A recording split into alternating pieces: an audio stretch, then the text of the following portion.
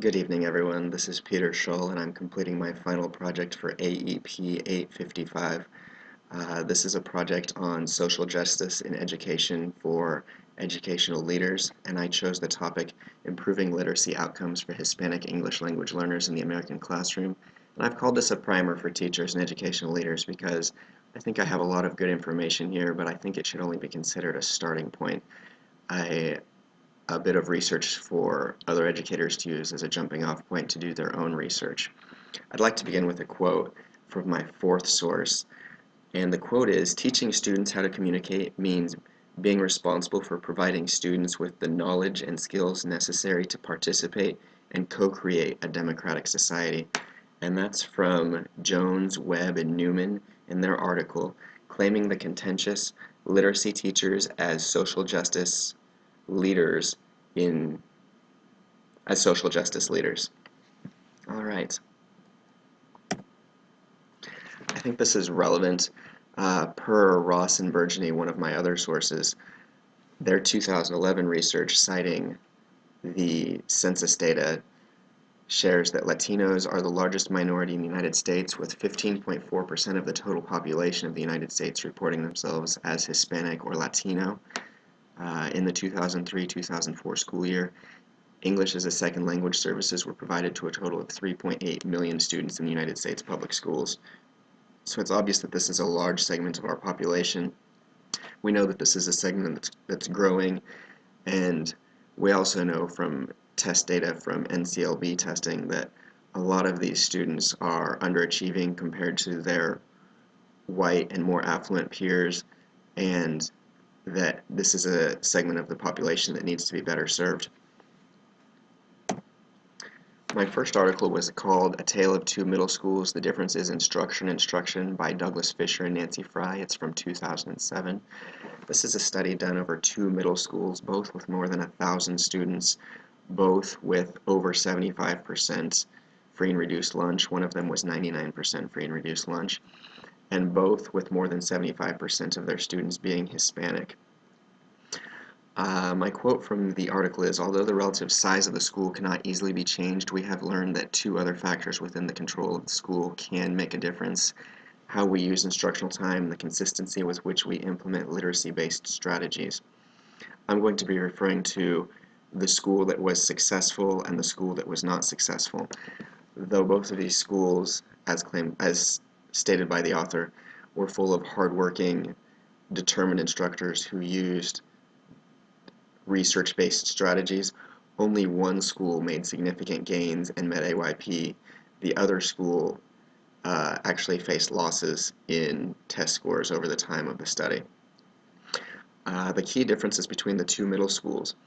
Number one, the more successful school broke itself down into smaller cohorts or smaller schools within the school. And because of that, students were more familiar with the other students that they regularly had in their classes, and they became closer to their peers, and they were more familiar with the instructors they saw on a regular basis. There was a more family-like attitude in the schools. On the other hand, the larger school did not break into schools within schools. Students saw, on average, let me check my statistic here, a student going to the school was likely to see as many as 120 different other students during the day, whereas at the smaller school, a child might only see 47 students. Likewise, a teacher teaching at the successful school, was likely to see 108 students per week, whereas the teacher at the other school was likely to see 180 students per day. Part of that has to do with the fact that the more successful school chose to go to a 4x4 block, and the teachers, a 4x4 block and run longer classes but fewer classes per day, whereas the shorter school chose to run more classes and shorter classes per day. A side effect of having more classes and shorter classes per day was that there were more passing periods, and because of that, they quoted a teacher who claimed that she felt harried as she went through her day because everything happened so fast and she never had time to catch up. The teachers at the less successful school also had less planned time because of their 7-period day. Only 14% of their time was devoted to planning, whereas 25% of the other teachers' time was devoted to planning.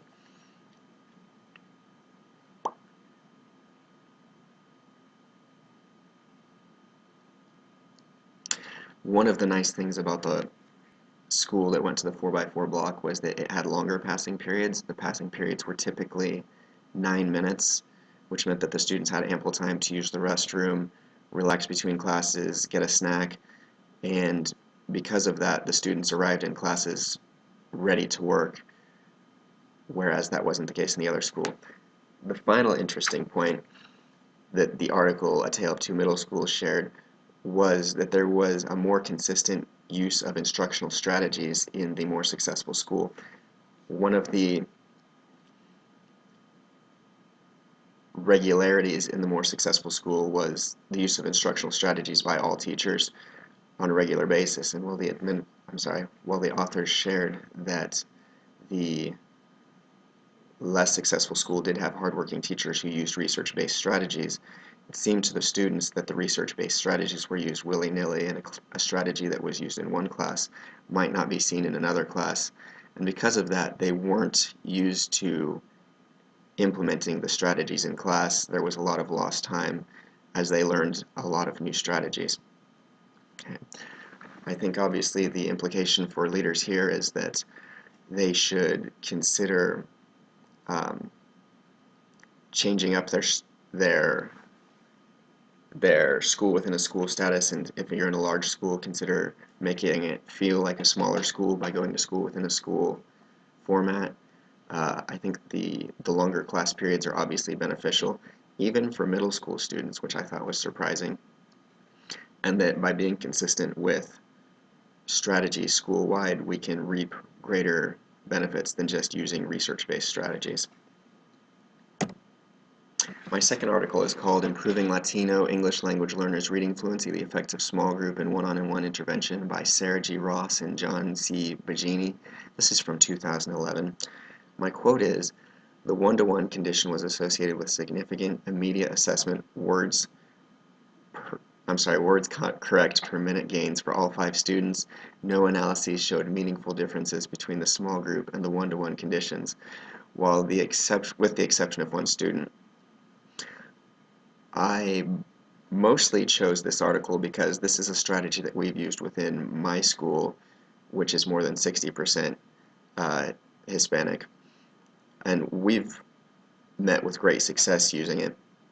We basically use data to determine which students need more support, and we pull those students out during their flexible mentoring time to meet in small groups with subject area teachers, so that if a student has trouble with English, they'll be in a group of 3 to 6 other students with one teacher to go over specific English reading and writing strategies. Likewise, we do the same with math. One of the things I liked was that the authors cited Vaughn et al. From 2003, who found that small group interventions with some students can be as effective or even more effective than similar one-to-one interventions. This isn't a strategy that is specific to Hispanic or Latino or English language learning students. This is just a good teaching strategy for students who have fallen behind. And I think that a lot of schools, as they grapple with how best to serve their English language students and their Hispanic students, should probably take comfort in the fact that most of the strategies they can use are very similar to strategies that are successful with all students. The implication for leaders for this slide is that leaders need to probably make use of data, find out who needs help, and use small group and one-on-one intervention to give that help to those students. And I seem to be running out of time, so we're going to move on here. My third article is Using Cognates to Scaffold Context Clue Strategies for Latino English Learners by Jose Montelongo, Anita Hernandez, Roberta Herter, and Jaime Coelho from 2011 also. My quote is, "There are more than 20,000 English to Spanish cognates, many of which are among the most frequently used words in the English language. Although using context clues has long been a strategy of reading teachers, conflating context clues with cognates is a new approach to meeting the needs of English language readers. I think this is a great strategy. I read other research recommending that all teachers of English work on learning to speak, learning to become bilingual and speak Spanish also. And I think that would be effective, but in the short term, it's not something that's feasible. Whereas this is something that's incredibly feasible. You could have an educational leader could ask an instructional coach to grab a book like the NTC Dictionary of Spanish Cognates, thematically organized, and grab 50, 80, 100 cognates to spread out over the curricula, and a teacher could meet with a lot of success using strategies like this. My fourth article is called Claiming the Contentious Literacy Teachers as Leaders of Social Justice Principles and Practices by Laura Jones, P. Taylor Webb, and Maureen Newman, and it's from 2008. I like this quote. When students learn to read and write, they are learning the knowledge and skills needed in order to better understand their world and ultimately to participate in the remaking of realities. Following that quote, I have this. In order to build capacity for teacher leadership for social justice pedagogy, specific organizational supports are required, including a rethinking of traditional allocations of power and traditional leadership hierarchies. The role of administrative leadership for social justice facilitates a culture where the impetus for transforming the social context can come from any source within the organization. This article was great. It was on a higher level. It was abstract in places, and there was a lot of it that was not very specific, but there was a section that I thought was great on page 10 where there were specific strategies that students could use, and I'm just going to read that for you. They cite Berman from 2006, who found 6 distinct categories of classroom practices designed to teach about language, power, and text. And those are using supplementary texts, reading multiple texts, reading from a resistant perspective, producing counter texts, conducting student choice research projects, and taking social action. And those are things that teachers in any classroom can do with any set of students to improve literacy. My final article is The Need for Renewed Literacy Leadership Efforts at the Secondary Level by Karen Crum. This is from 2006. My quote is, focus is placed upon the instructional strategies language arts teachers use and the literacy competencies of these teachers. And the language competencies these teachers possess to affect student achievement. But the impact of the building leader and the need for principals to effectively guide the secondary reading program is not readily discussed in current literature or evidenced in the secondary practice of school system leadership. This had several specific areas of concern just for building level leaders to look at. Included among those are using a cross-curricular approach to reading and literature as opposed to just teaching literacy in English language arts classrooms. Principals need to be more objective in observing classrooms instead of interpreting classrooms and seeing what they want to see.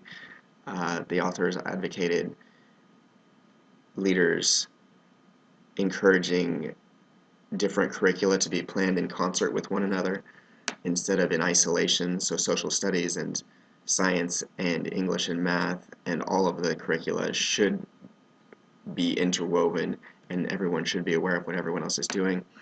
This author also advocated a smaller school within a school system, advocated using common PLC time for teachers to exchange ideas and to communicate, making use of literacy specialists not only for the whole school but on a school within a school or an academy level.